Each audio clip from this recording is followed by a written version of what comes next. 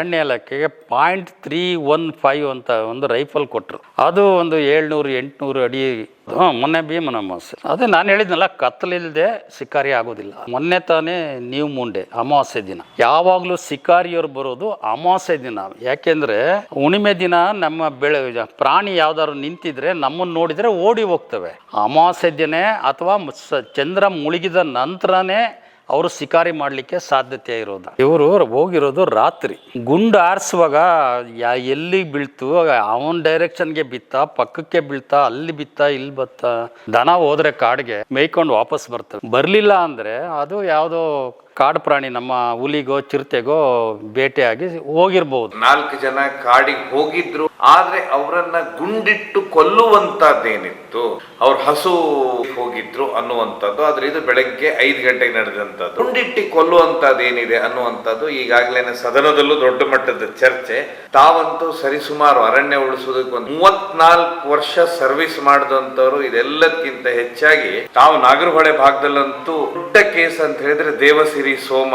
ಇದಾದ ಮೇಲೆ ನಿಮ್ಮೆಲ್ಲ ಕೇಸನ್ನ ನೀವು ಅರಣ್ಯ ಇಲಾಖೆಯಲ್ಲಿ ಅಂತ ಹೇಳಿದ್ರೆ ಆ ಸಮಯದಲ್ಲಿ ನಿಮ್ಮ ಕೋರ್ಟ್ ಅಲ್ಲಿ ವಕಾಲತ್ ಮಾಡಿದವರು ಸಂತೋಷ್ ಹೆಗಡೆ ಸಾಹೇಬ್.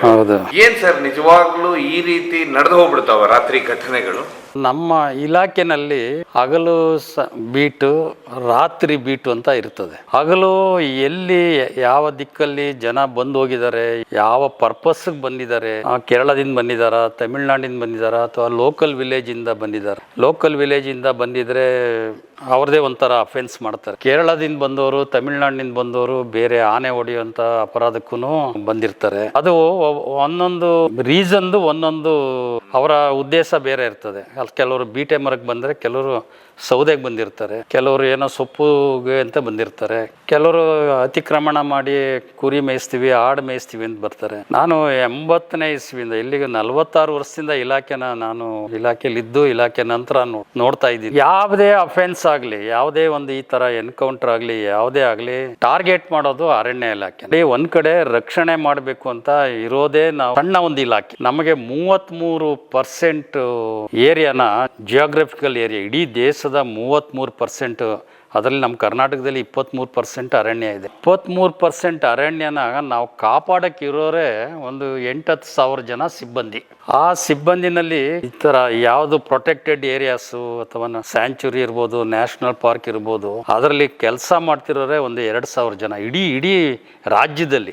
ಬಹಳಷ್ಟು ಒತ್ತಡದ ಒಂದು ಕೆಲಸ ಅದು. ಒಂದು ಕಡೆ ಜನರ ಒಂದು ಒತ್ತಡ, ಒಂದು ಕಡೆ ಕಾನೂನು, ನಮ್ಮ ಇಲಾಖೆ ಕಾನೂನು ಏನಿದೆ ಅದನ್ನು ಪಾಲಿಸಬೇಕು. ಒಂದು ಕಡೆ ಆಂಟಿ ಸೋಷಿಯಲ್ ಎಲಿಮೆಂಟ್ಸ್ ಮತ್ತೆ ರಾಜಕೀಯ ಒತ್ತಡನೂ ನಮಗೆ ಇರ್ತದೆ. ಅರಣ್ಯ ಇಲಾಖೆ ಮೇಲೆ ಭಯಂಕರ ಒತ್ತಡ ಇರ್ತದೆ. ರಕ್ಷಣೆದು ಮುಖ್ಯ. ನಮ್ಮನ್ನು ನೇಮಿಸಿರೋದೇ ಅದಕ್ಕೆ, ನಮ್ಗೆ ಸಂಬಳ ಕೊಟ್ಟಿರೋದೇ ಅದಕ್ಕೆ. ಅಂತ ಸಂದರ್ಭದಲ್ಲಿ ನಾವು ಈಗ ಮೊನ್ನೆ ಇನ್ಸಿಡೆಂಟ್ನೇ ತಗೊಳ್ಳೋದಾದ್ರೆ, ಅಸೆಂಬ್ಲಿನಲ್ಲೂ ನಾನು ನೋಡಿದೆ ಬೆಳಿಗ್ಗೆಯಿಂದ ಏನ್ ಹೇಳ್ತಾ ಇದ್ದಾರೆ, ಅವರು ದನ ಹುಡುಕ್ಲಿಕ್ಕೆ ಹೋಗಿದ್ರು ಅಂತ. ಯಾರು ರಾತ್ರಿ ಹೊತ್ತು ದನ ಹುಡುಕಕ್ಕೆ ಏನು ಹೋಗೋದಕ್ಕೆ? ದನ ಹೋದ್ರೆ ಕಾಡಿಗೆ ಮೇಯ್ಕೊಂಡು ವಾಪಸ್ ಬರ್ತವೆ. ಬರ್ಲಿಲ್ಲ ಅಂದ್ರೆ ಅದು ಯಾವುದೋ ಕಾಡು ಪ್ರಾಣಿ, ನಮ್ಮ ಹುಲಿಗೋ ಚಿರತೆಗೋ ಬೇಟೆಯಾಗಿ ಹೋಗಿರ್ಬಹುದು. 2 ಕಾರಣ. ಅದಂತೂ ವಾಪಸ್ ಬರ್ತದೆ, ಅದಕ್ಕೆ ಮನೆ ದಾರಿ ಯಾವ್ದು ಒಂದು ಗೊತ್ತು. ದಿನ ಕಾಡಿಗೂ, ಜೊತೆಗೆ ಕಾಡಿಗೆ ಇವ್ರು ತಗೊಂಡು ಹೋಗೋದೇ ಅಪರಾಧ, ಟ್ರೆಸ್ ಪಾಸ್. ಕಾಡಿಗೆ ಜಾನುವಾರುಗಳನ್ನ ತಗೊಂಡು ಹೋಗೋದಾಗ್ಲಿ, ಜನ ಹೋಗೋದಾಗ್ಲಿ ಟ್ರೆಸ್ ಪಾಸ್ ಅಂತ. ಅದು ಚೆನ್ನಾಗಿ ಗೊತ್ತು ಕಾಡಂಚಿನ ಜನಕ್ಕೆ, ಪ್ರತಿಯೊಬ್ಬರಿಗೂ ಗೊತ್ತು ಕಾಡೊಳಗಡೆ ಹೋದ್ರೆ ಅಪರಾಧ ಅಂತ. ಅದನ್ನ ನಾವು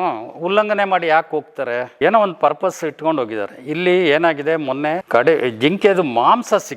ಮತ್ತೆ ನಮ್ಮ ಸಿಬ್ಬಂದಿ ಅಲ್ಲಿ ಬೇರೆ ಬೇರೆ ಎಲ್ಲ ನೋಡ್ತಾ ಇದ್ದೆ. 4 ಜನ ಯಾಕೆ ಹೋದ್ರು? ಯಾವ ವ್ಯಾಪ್ತಿಗೆ ಸಂಬಂಧಪಟ್ಟ ಸಿಬ್ಬಂದಿ ಇರ್ತಾರೆ ಅಷ್ಟು ಜನ ಹೋಗ್ತಾರೆ. ಶಿಕಾರಿ ನಡೆದಿರ್ಬೋದು, ನಡೀದೇ ಇರ್ಬೋದು, ಇವರು ಪೆಟ್ರೋಲಿಂಗ್ ಹೋಗೋದು ಮಾಮೂಲಿ. ಆಯಾ ಬೀಟ್ಗೆ ಅವರು ಎಷ್ಟು ಜನ ಇರ್ತಾರೆ?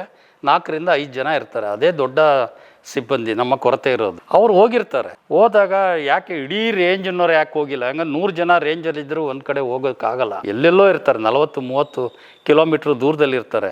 ಏನೋ ಒಂದು ಇನ್ಫಾರ್ಮೇಶನ್ ಬಂತು ಅಂದರೆ ಎಲ್ಲರೂ ಬರ್ಲಿಕ್ಕಾಗಲ್ಲ, ಎಲ್ಲ ನಡೆದೇ ಹೋಗ್ಬೇಕು. ಯಾರು ಎಲ್ಲಿ ಜೀಪಬಲ್ ರೋಡ್ ಇಲ್ಲ, ಏನು ಇದು ಹೈವೇ ಅಲ್ಲ. ನಮ್ಮ ಫಾರೆಸ್ಟ್ ಡಿಪಾರ್ಟ್ಮೆಂಟಲ್ಲಿ ನಡೆದೇ ಬರಬೇಕು. ನಡೆದು ಬಂದರೂ ಒಂದು ದಿನ ಎಲ್ಲ ಬೇಕು ಅವ್ರು ಬರಬೇಕಾದ್ರೆ ಆ ಜಾಗಕ್ಕೆ. ಯಾರು ಸಿಬ್ಬಂದಿ ಹತ್ತಿರದಲ್ಲಿರ್ತಾರೆ, ಯಾರಿಗೆ ಸಂಬಂಧಪಟ್ಟ ಬೀಟ್ ಇರ್ತದೆ, ಆ ಬೀಟಿಗೆ ಸಂಬಂಧಪಟ್ಟ ಸಿಬ್ಬಂದಿ ಹೋಗಿರ್ತಾರೆ. ಅದನ್ನ ದೊಡ್ಡದಾಗಿ ಸದನದಲ್ಲಿ ನೋಡಿದೆ ನಾನು. ಯಾಕೆ ನಾವು ಹೋದ್ರು ಅಂತ ಒಬ್ರು ಮಾತಾಡ್ತಾ ಇದ್ರು.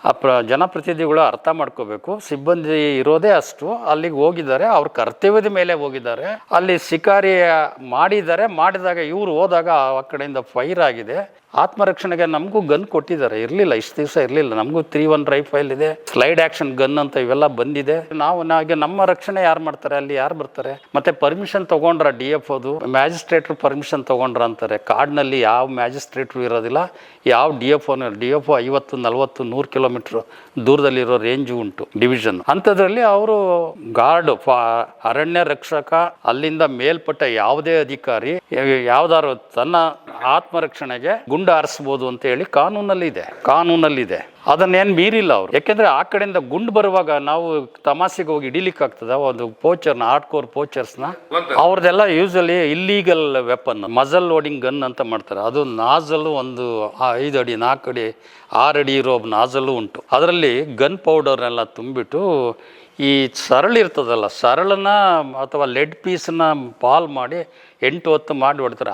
ಆನೆ ಹೊಡೆದ್ರೆ ಆನೆ ಅಲ್ಲೇ ಕೂತ್ ಆ ಥರ ವೆಪನ್ ಇಟ್ಕೊಂಡು ಬರೋದು. ಅವರು ಮನುಷ್ಯರೇ, ಅವರು ಏನೋ ಸಂಬಳಕ್ಕೆ ಬಂದು ಸೇರಿರ್ತಾರೆ. ಅವ್ರಿಗೂ ಮಕ್ಕಳಿರ್ತಾರೆ, ಅವ್ರಿಗೂ ಒಂದು ಸಂಸಾರ ಇರ್ತದೆ. ಅವ್ರಿಗೂ ಮತ್ತೆ ಹೆಚ್ಚಿನದಾಗಿ ಅವ್ರು ಕಾಡು ಕಾಯ್ಬೇಕಾದದ್ದು ಅವರ ಧರ್ಮ. ಕಾಡು ಕಾಯ್ಲಿಕ್ಕೆ ಅಂತಲೇ ನೇಮಿಸಿರೋದು. ಕರ್ತವ್ಯ ಪ್ರಜ್ಞೆ ತೋರಿಸಿದ್ದಾರೆ. ಅಲ್ಲಿ ಭಾಳ ಕೇಸಲ್ಲಿ ಮಾಹಿತಿದಾರರು ಇರ್ತಾರೆ. ಕೆಲವು ಸಾರಿ ನಾವು ಮಾಮೂಲಿ ಪೆಟ್ರೋಲಿಂಗ್ ಹೋಗುವಾಗ ಎಷ್ಟೋ ಸಾರಿ ಎನ್ಕೌಂಟರ್ ಆಗಿರ್ತದೆ. ಆಕ್ಸಿಡೆಂಟಲ್ಲಿ ಪೋಚರ್ ಎದುರಾಗಿರ್ತಾರೆ. ಅವ್ರು ಗನ್ ಎತ್ತೋದ್ರಲ್ಲಿ ನಾವು ಗನ್ ಹೊಡಿದೇ ಇದ್ರೆ ನಾವು ಎಷ್ಟೋ ಸಾಯ್ಬೇಕಾಗಿತ್ತು. ಇಷ್ಟರಲ್ಲಿ ನಾನು 24 ವರ್ಷ ಇಕೋ ಸೆನ್ಸಿಟಿವ್ ಝೋನ್ ಬಂಡೀಪುರ ನಾಗರಹೊಳೆನಲ್ಲೇ ನಾನು ಇಲಾಖೆ ಕೆಲಸ ಮಾಡಿ ಬಂದವನು.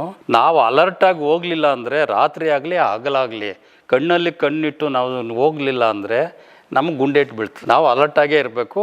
ಅವ್ರಿಗಿಂತ ನಾವು ಅಲರ್ಟಾಗಿದ್ದು ಅವ್ರು ವೆಪನ್ ಎತ್ತೋಕ್ಕೆ ಮುಂಚೆ ನಾವು ಹೊಡೆದ್ರೆ ನಾವು ಬದುಕ್ತೀವಿ, ಇಲ್ಲರೆ ಸತ್ತೋಗ್ತಾರೆ. ಎಷ್ಟೋ ಜನ ಸ್ಟಾಫ್ನ ಕೊಂದಿದ್ದಾರೆ. ವೀರಪ್ಪನ್ ಡೇಸಲ್ಲಿ ಭಾಳ ಜನ ನಮ್ಮ ಸಿಬ್ಬಂದಿ, ಇನ್ನೋಸೆಂಟ್ ಸಿಬ್ಬಂದಿ, ವೆಪನ್ ಇಲ್ಲದೆ ಇರೋ DF ಅಂತವ್ರು ಹೋದ್ರು. ವೆಪನ್ ತೊಗೊಂಡೋಗಿದ್ರೆ ಏನಾದ್ರು ಒಂದು ಚಾಲೆಂಜಿಂಗ್ ಮಾಡ್ಬೋದಿತ್ತೇನು. ಶ್ರೀನಿವಾಸ್ ಅವರಿಗೆ ಬರೀ ಕೈನಲ್ಲಿ ಹೋದಂಥ ವ್ಯಕ್ತಿನ ಅವನು ಚಾಪ್ ಮಾಡಿದ್ರು. ಇದೆಲ್ಲ ನಡೀತಾ ಇದೆ ಇಲಾಖೆಯಲ್ಲಿ. ಪೊಲೀಸ್ ಎನ್ಕೌಂಟರ್ಗೆ ಈಗ ಎನ್ಕೌಂಟರ್ ಅಂತೇಳಿ ಫಾರೆಸ್ಟ್ ಎನ್ಕೌಂಟರ್ ಬಿಂಬಿತ ಆಗ್ತಾ ಇದೆ. ಏನು ವ್ಯತ್ಯಾಸ? ಇದು ಎನ್ಕೌಂಟರ್ ಅಲ್ಲ, ಸೆಲ್ಫ್ ಡಿಫೆನ್ಸ್ಗೆ ಹೊಡೆದಿರೋದು. ಎನ್ಕೌಂಟರ್ ಅಂದರೆ ಬೇರೆ. ಯಾರೋ ಅಮಾಯಕ ಹೋಗ್ತಿರೋನ್ನ ಗುಂಡು ಹೊಡೆದು ಕೊಂದು ಬಿಡೋದು, ಅದು ಆ ಎನ್ಕೌಂಟರು. ಆ ಪದನ ಯಾಕೆ ಉಪಯೋಗಿಸ್ತಾ ಇದ್ದಾರೆ ಇಲ್ಲಿ ಅರ್ಥ ಆಗಲಿಲ್ಲ. ಅವನು ಕಳ್ಳ ಬಂದಿದ್ದಾನೆ, ಪೋಚ್ ಮಾಡಿದ್ದಾನೆ, ಜಿಂಕೆ ಹೊಡೆದಿದ್ದಾನೆ, ಮಾಂಸ ರೆಡಿ ಮಾಡಿದ್ದಾರೆ, ಬುತ್ತಿ ಕಟ್ಕೊಂಡು ರಾತ್ರಿ ಎಲ್ಲ ತಿರುಗಾಡಿ ಎಲ್ಲ ರೆಡಿ ಮಾಡಿ ಬೆಳಕಾಗಲಿ ಹೋಗೋಣ ಅನ್ನೋ ಥರ ಅವರೆಲ್ಲ ಕುಳ್ತಿದ್ದಾರೆ. ಇವರು ಎದುರು ಬದರಾದಾಗ ಅವ್ರು ಗುಂಡು ಹಾರಿಸಿದ್ದಾರೆ. ಇದರಲ್ಲಿ ಎಂಥದ್ದು ಎನ್ಕೌಂಟರ್ ಅಂತ ಪ್ರಶ್ನೆ ಎಲ್ಲಿ ಬರ್ತದೆ? ಈಗ ಏನ್ ಮಾಡ್ತಾರೆ, ಈಗ ಕೆಲವೊಬ್ರು ಕೊಲೆಗಾರರು ರೌಡಿಗಳಿರ್ತಾರೆ, ಅವರನ್ನ ಈಗ ಪೊಲೀಸರು ಎನ್ಕೌಂಟರ್ ಮಾಡ್ತಾರೆ ತಮ್ಮ ರಿವಾಲ್ವರ್, ಆಗ ಎನ್ಕೌಂಟರ್ ಆಗುತ್ತೆ. ಈಗ ಇದು ನೀವು ಎನ್ಕೌಂಟರ್ ಅಲ್ಲ ಅಂದ್ರೆ ಏನಿದೆ? ಯಾಕಂದ್ರೆ ಈಗ ಗುಂಡು ಬಿದ್ದಂತ ಜಾಗ ನೋಡಿದ್ರೆ ತುಂಬಾ ಸಿವಿಯರ್ ಆಗಿ ಬಿದ್ದಿದೆ, ತುಂಬಾ ಹತ್ತಿರದಿಂದ ಬಿದ್ದಿದೆ, ಕೊರಳಿಗೆ ಬಿದ್ದಿದೆ, ಎದೆಗೆ ಬಿದ್ದಿದೆ ಗುಂಡವರಿಗೆ. ನೋಡಿ, ಅರಣ್ಯ ಓಪನ್ ಫೀಲ್ಡ್ ಅಲ್ಲ. ಅಲ್ಲಿ ಮರ ಇದೆ, ಗಿಡ ಇದೆ, ಬುಷ್ ಇದೆ, ಎಲ್ಲ ಇದೆ. ನಾವು ಹತ್ರ ಹೋದಾಗಲೇ ಅಲ್ಲಿ ಏನು ಅಂತ ಗೊತ್ತಾಗೋದು. ಪ್ರಾಣಿ ಇರಲಿ ಅಥವಾ ಇನ್ನೊಬ್ಬ ಪೋಚರ್ ಇರಲಿ, ಇನ್ನೊಬ್ಬ ನಮ್ಮ ಸ್ವಂತ ಸಿಬ್ಬಂದಿಯಿಂದೇ ಎದುರುಗಡೆ ಬರ್ತಾ ಇರಲಿ, ನಾವು ನೋಡಬೇಕಾದ್ರೆ ಒಂದು ಸಾಧಾರಣ ಹತ್ತಿರದ ಡಿಸ್ಟೆನ್ಸಿಂದನೇ ನೋಡ್ಲಿಕ್ಕಾಗೋದು. ಕತ್ತಲು ಬೇರೆ, ಜೊತೆಗೆ ಡೇ ಟೈಮ್ ಆದ್ರೂ ನಾವು ಏನು ಮುಂದೆ ಯಾರಿದ್ದಾರೆ ಅಂತ ಗೊತ್ತಾಗಬೇಕಾದ್ರೆ ನಾವು ಹತ್ರಕ್ಕೆ ಹೋದಾಗಲೇ ಗೊತ್ತಾಗೋದು. ಇವರು ಬಹುಶಃ ಹತ್ರದಲ್ಲಿದ್ದಾರೆ, ಅವನು ಗನ್ ಎತ್ತಿದ್ದಾನೆ ಬಹುಶಃ. ಗತ್ತತೆಗೆ ಇವ್ರು ಪ್ರಾಣ ರಕ್ಷಣೆಗೆ ಇವ್ರು ಫೈರ್ ಮಾಡಿದ್ದಾರೆ. ಇದು ಆರೋಪ ಇರುವುದಂತ ಹೇಳಿದ್ರೆ ಅರಣ್ಯ ಇಲಾಖೆಯವರು ತುಂಬಾ ಹತ್ತಿರದಿಂದ ಹೊಡೆದಿದ್ದಾರೆ. ಪೊಲೀಸರು ಏನ್ ಮಾಡ್ತಾರೆ, ಪೊಲೀಸ್ ಕಾನೂನು ಪ್ರಕಾರ ಎನ್ಕೌಂಟರ್ ಮಾಡಿದಾಗ ತುಂಬಾ ದೂರದ ಡಿಸ್ಟೆನ್ಸ್ ಅಲ್ಲಿ ಮಾಡ್ಬೇಕನ್ನೋದಿರೋದು. ಪೊಲೀಸ್ ಎನ್ಕೌಂಟರ್ ಅಂತ ಅದನ್ನು ಯಾಕೆ ಉಪಯೋಗಿಸ್ತಾರೆ? ಅವನು ಚಾಕು ತಗೊಂಡು ತಿವಿಲಿಕ್ ಬರ್ತಾನೆ, ಕಾನ್ಸ್ಟೇಬಲ್ಗೆ ಹೊಡೆಯಕ್ ಬರ್ತಾನೆ, ತಪ್ಪಿಸ್ಕೊಂಡು ಓಡಕ್ ಬರ್ತಾನೆ, ಈನಸ್ ಕೇಸ್ ಮಾಡಿರ್ತಾನೆ. ಅಂತ ಒಂದು ಆರೋಪಿನ ಹಿಡಿಬೇಕಾದ್ರೆ ಕಷ್ಟ ಇರ್ತದೆ. ಅವನ ಹತ್ರ ಗನ್ ಇರ್ಬೋದು, ಚಾಕು ಇರ್ಬೋದು. ಈಗ ಕೇರಳದವರು ಒಂದು ತರ ಚಾಕ್ ಇಟ್ಕೊಂಡು ಹೊಡೆದ್ರೆ 30-40 ಅಡಿ ದೂರಕ್ಕೆ ಬಂದು ನಮ್ಮ ಬೆನ್ನಿಗೆ ಬೀಳುವಂತ ಅಷ್ಟು ಶಾರ್ಪ್ ಆಗಿ ಹೊಡಿತಾ ಇದ್ರು. ಅವ್ರನ್ನ ಹೆಂಗ್ ಹಿಡಿತೀರಿ ನೀವು? ಹೋಗಿ ತಬ್ಬಕ್ಕಾಗತ್ತ? ಅವನು ಯಾಕೆ ತಬ್ಬಬೇಕು? ಯಾಕೆ ಬಂದಿದ್ದಾನೆ ಅಲ್ಲಿ ಅರಣ್ಯದೊಳಕ್ಕೆ? ಮೊದಲಾಗಿ ಅವನು ಯಾಕೆ ಬಂದಿದ್ದಾನೆ ಅದನ್ನ ಹೇಳ್ಬೇಕು. 5 ಗಂಟೆ ಅಲ್ಲ, ಹಗಲೊತ್ತಾದ್ರೂ ಅವನಿಗೆ ಏನ್ ಕೆಲಸ ಕಾಡಿನಲ್ಲಿ? ಟ್ರೆಸ್ ಪಾಸ್, ಅತಿಕ್ರಮಣ ಪ್ರವೇಶ. ಒಳಗೆ ಬಿಟ್ಟಿದಾರ ಹಸು. ನಿಮ್ಮ ಪ್ರಕಾರ, ನಿಮ್ಮ 34 ವರ್ಷದ ಸರ್ವಿಸ್ ಪ್ರಕಾರ ಹಸು ಕಾಡಿಗೆ ಹೋಯ್ತಂದ್ರೆ ತಾನೇ ವಾಪಸ್ ಬರುತ್ತೆ ಅಂತೀರ? ಖಂಡಿತ ಬರ್ತವೆ. ಬೆಳಿಗ್ಗೆ ಬಿಟ್ಟರೆ ಅವರು 9-10 ಗಂಟೆಗೆ ಯಾರೇ ಹಳ್ಳಿಯಿಂದ ಹೋದ್ರೆ ಅವಕ್ಕೆ ಹೋಗೋ ಪಾತ್ ಇದೆ, ಮೇಯ್ಕೊಂಡು ವಾಪಸ್ ಬರ್ತವೆ. ಅದು ಲೀಗಲ್ ಎಲ್ಲೂ ಇಲ್ಲ. ಅರಣ್ಯದಲ್ಲಿ ದನ ಮೇಯಿಸೋದನ್ನ 72ನೇ ಇಸ್ವಿನಲ್ಲೇ ಎಲ್ಲ ಬಂದ್ ಮಾಡಿದ್ದಾರೆ. 72ನೇ ಇಸ್ವಿಯಿಂದ. ಅದಿನ್ನೂ ನಾವು 100ಕ್ಕೆ 100 ಅದನ್ನು ಪಾಲಿಸೋಕ್ಕಾಗಿಲ್ಲ. ಯಾಕೆಂದರೆ ಅಷ್ಟು ದಬ್ಬಾಳಿಕೆ ಮಾಡಿ ಜನ ಒಳಗಡೆ ಹೊಡಿತಾರೆ. ಇರೋ ನಾವು 2, 3, 4 ಸಿಬ್ಬಂದಿ ಅವ ದಿನ ಅವರೊಟ್ಟಿಗೆ ಅವರು ಹೋರಾಟ ಮಾಡೋದೇ ದೊಡ್ಡ ಒಂದು ಸ್ಟ್ರಗಲ್. ಖಂಡಿತ ಬರ್ತದೆ. ಗುಂಪು ಬಿಟ್ಟು ಹೋಗಲ್ಲ. ಒಂದು ವೇಳೆ ಗುಂಪು ಬಿಟ್ಟು ಹೋಗಿದ್ರು ಅದು ಗೊತ್ತು, ಅದಕ್ಕೆ ಮನೆ ದಾರಿ ಗೊತ್ತು. ಒಂದು ವೇಳೆ ಅದು ಬಂದಿಲ್ಲ ಅಂದರೆ ಅಲ್ಲಿ ಯಾವುದೋ ಹುಲಿಯೋ ಚಿರತೆನೋ ಹೊಡೆದು ತಿಂದಿರ್ಬೋದು. ಎರಡೇ ಆಪ್ಷನ್ ಅಲ್ಲಿ. ಗ್ರಾಮಸ್ಥರ ವಾದ ಅಂದ ಕೂಡಲೇ ಬರುವಂತದ್ದು ಈಗ ಅವ್ರು ಹೇಳ್ತಾರೆ, ಈ 4 ಜನ ದನವನ್ನ ಹುಡುಕ್ಲಿಕ್ಕೆ ಹೋಗಿದ್ರು. ದನ ಹುಡುಕ್ಲಿಕ್ಕೆ ಹೋದಂಥವ್ರು ದನ ಹುಡುಕಿ ಒಂದು ಬಂಡೆ ಕಲ್ಲು ಮೇಲೆ ಮಲಗಿದ್ರು, ವಿಶ್ರಾಂತಿ ತಗೊಳ್ತಾ ಇದ್ರು. ಆ ಸಮಯದಲ್ಲಿ ಏಕಾಏಕಿ ಹೋಗಿ ದಾಳಿ ಮಾಡಿಬಿಟ್ರು ಅರಣ್ಯ ಇಲಾಖೆಯವರು. ಅಂದ್ರೆ ಅವರನ್ನು ಅಲ್ಲೇ ನಿಲ್ಸಿದಲ್ಲೇನೆ ಹೊಡೆದ್ರು. ಒಬ್ಬ ಏನೋ ಬಹಿರ್ದಸೆಗೆ ಹೋಗಿದ್ದ, ಹೀಗಾಗಿ ಆ ವ್ಯಕ್ತಿ ಬಚಾವಾದ. ಇನ್ನು 3 ಜನ ಅಲ್ಲೇ ಕೊನೆ ಉಸಿರು ಹೇಳಿದ್ರು ಅನ್ನುವಂಥದ್ದು ಈಗ ಗ್ರಾಮಸ್ಥರ ವಾದ. ಕಣ್ಣು ಮುಂದೆನೆ 30-40 kg ಗಂಧವನ್ನ ಧರ್ಮಾಪುರಿಯಿಂದ ಕೇರಳಗೆ ಇಲ್ಲೀಗಲ್ ಆಗಿ ಡಿಸ್ಟಿಲ್ ಮಾಡೋಕ್ಕೆ ತಗೊಂಡು ಹೋಗ್ತಿದ್ದ ಕಾಲದಲ್ಲೂ ಇದೇ ನಮ್ಮ ಇಲಾಖೆ ಮೇಲೆ ಪಟ್ಟ ಕಟ್ತಾ ಇದ್ರು. ಅಮಾಯಕರ ಮೇಲೆ ಗುಂಡು, ದನ ಮೇಯಿಸೋನ್ ಬಂದ ಮೇಲೆ ಗುಂಡು, ಅವನು ಪೋಚರೇ ಆಗಿರಲಿ, ಆನೆ ಹೊಡೆಯೋನೇ ಆಗಿರಲಿ, ಕಡವೆ ಹೊಡೆದು ಒಣ ಮಾಂಸ ಮಾಡಿಕೊಂಡು ಹೋಗುವಂಥವನೇ ಆಗಲಿ, ಹೊಡೆಯೋದಷ್ಟೇ ಅಲ್ಲ, ಒಬ್ಬರು ಹಲಾಲ್ ಮಾಡ್ಲಿಕ್ಕೂ ಒಂದು ಜನ ಕರ್ಕೊಂಬರ್ತಾ ಇದ್ರು ಒಣಗ್ಸೋಕ್ಕೆ. ಗುಂಡು ಹೊಡೆದು ಅದು ಸಾಯಕ್ಕೆ ಮುಂಚೆ ಹಲಾಲ್ ಮಾಡೋದು, ಯಾಕೆಂದರೆ ಅದು ಬೇರೆ ಜನಾಂಗದವ್ರು ತಿನ್ನಲಿ ಅಂತ. ಈ ಥರ ಎಲ್ಲ ಪ್ಲ್ಯಾನ್ ಮಾಡ್ಕೊಂಡು ಬಂದಂಥ ಕೇಸಲ್ಲೂ, ರೆಡ್ ಹ್ಯಾಂಡ್ ಆಗಿ ನಮಗೆ ಆನೆ ಕೊಂಬು ಸಮೇತ ಸಿಕ್ಕಿದಂಥ ಕೇಸಲ್ಲೂ ಅವನಿಗೆ ಫೈರ್ ಮಾಡಿದರೆ ಜನ ಹೇಳೋದು, ಅಥವಾ ಯಾರಾದರೂ ಬೇರೆ ರಾಜಕಾರಣಿ ಇರ್ಬೋದು, ಪಕ್ಕದ ಹಳ್ಳಿಯವ್ರು ಹೇಳೋದು, ಅವರು ದನ ಮೇಯ್ಸಕ್ಕೆ ಹೋಗಿದ್ರು, ಅವ್ರಿಗೆ ಹೊಡೆದು ಅಂತಲೇ ಹೇಳೋರು. ಇದು ನನ್ನ 46 ವರ್ಷದಿಂದ ನಾನು ನೋಡ್ಕೊಂಬಂದಿರೋ ಸತ್ಯವಾಗಿ ನುಡಿಯೋದು ಯಾರೂ ಸತ್ಯವಾಗಿ ಹೇಳೋದಿಲ್ಲ. ಸರ್, ಈಗ ಹಾಗಾದರೆ ಈಗ ಬೆಳಗ್ಗೆ 5 ಗಂಟೆಗೆ ಇದು ನಡೆದಿರುತ್ತೆ. ಬಹುಶಃ ಅವ್ರ ಇನ್ಫಾರ್ಮೇಷನ್ ನನಗೆ ಅದು ಗೊತ್ತಿಲ್ಲ.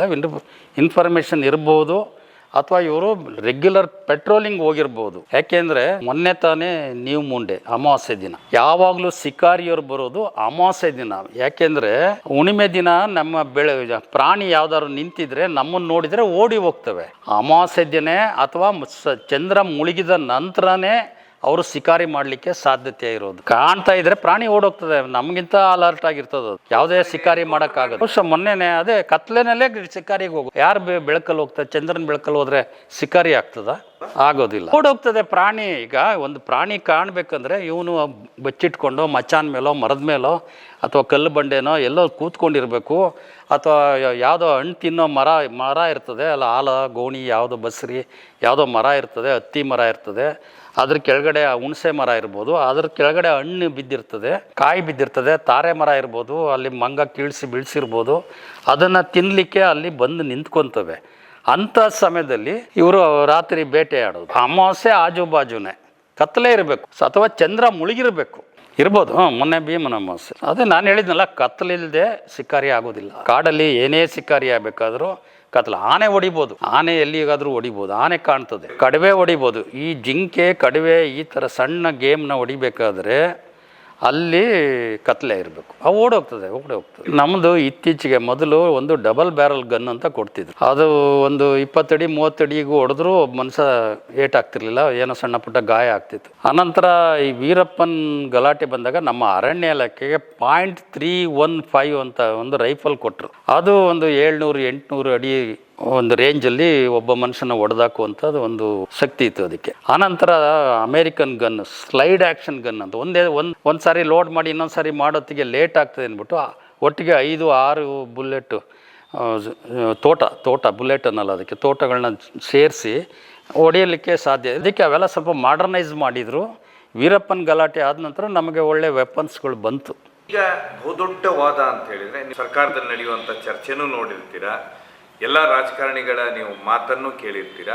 ಒಂದು ವೇಳೆ ಎನ್ಕೌಂಟರ್ ಮಾಡೋರಿದ್ರೆ ಕಾಲಿಗೆ ಹೊಡಿಬೋದಿತ್ತು, ಇಲ್ಲ ಅವರನ್ನು ಸರೆಂಡರ್ ಮಾಡಿಸ್ಬೋದಿತ್ತು. ಆದರೆ ಅವ್ರಿಗೆ ಕಾಲಿಗೆ ಗುಂಡು ಹೊಡಿಬೇಕಾಗಿತ್ತು, ನೇರವಾಗಿ ಯಾಕೆ ಹೊಡೆದ್ರು ಅನ್ನುವಂಥ. ಯಾಕಂದರೆ ಪೊಲೀಸರು ಎನ್ಕೌಂಟರ್ ಮಾಡುವಾಗ ಪೊಲೀಸರು ಯಾರನ್ನಾದ್ರೂ ಹಿಡಿಬೇಕಂದ್ರೆ ಅವ್ರ ಕಾಲಿಗೆ ಫಸ್ಟ್ ಗುಂಡು ಹೊಡಿತಾರೆ, ಬಿಟ್ಟರೆ ಬೇರೆ ಕಡೆ ಹೊಡೆಯುವುದಿಲ್ಲ. ಆದ್ರೆ ಇವರು ಅರಣ್ಯ ಇಲಾಖೆಯವರು ಯಾಕೆ ಎದೆಗೆ ಗುಂಡು ಹೊಡೆದ್ರು ಅನ್ನೋ. ಇವರು ಹೋಗಿರೋದು ರಾತ್ರಿ.